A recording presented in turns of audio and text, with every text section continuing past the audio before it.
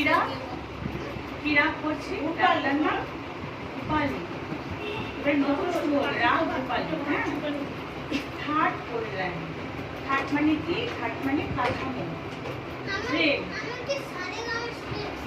না, সারেগামার কোনো শেষ নেই।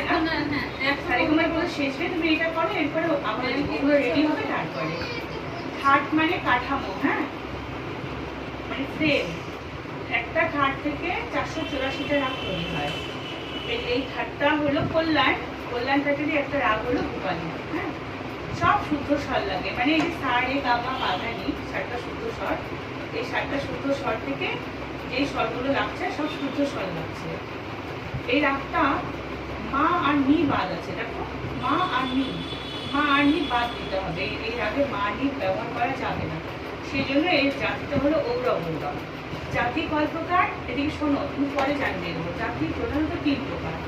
সম্পূর্ণ জাতির রাগ হলে সা রে গা মা পা ধা নি, 7টা স্বরই লাগবে। স্মারক জাতির রাগ হলে একটা স্বর বাদ যাবে, সা রে গা মা পা ধা নির মধ্যে একটা বাদ যাবে, 6টা স্বর দিয়ে। আর ঔরব জাতির রাগ হলে 5টা স্বর দিয়ে। যেমন এই রাগে মা নি বাদ আছে, সেজন্য এই রাগটা জাতি হলো ঔরব জাতি। বাদী সম্বাদী, বাদী গা, সম্বাদী ধা। বাদী মানে কি? রাগে যে স্বরটা সব থেকে বেশি ব্যবহার হয়, হ্যাঁ, যেটার প্রাধান্য বেশি, সেটা বাদী। আর বাদীর থেকে কম কিন্তু অন্য স্বরের থেকে যেটা বেশি, সেটা হলো সম্বাদী স্বর, হলো। আর বাদী সম্বাদী বাদে যে স্বরগুলো থাকে সেগুলো তো অনুবাদী স্বর বলে। এটা কখন গাওয়া হয়? রাত্রির প্রথম প্রহরে, রাত্রিবেলা, সন্ধ্যের পরে গাওয়া হয়, 7টার পর। হ্যাঁ, প্রথম প্রহরে গাওয়া হয়, সেজন্য এটা পূর্বাঙ্গবাদী রাগ। গতি সরল, সিম্পল ভাবে চলে, প্রকৃতি শান্ত।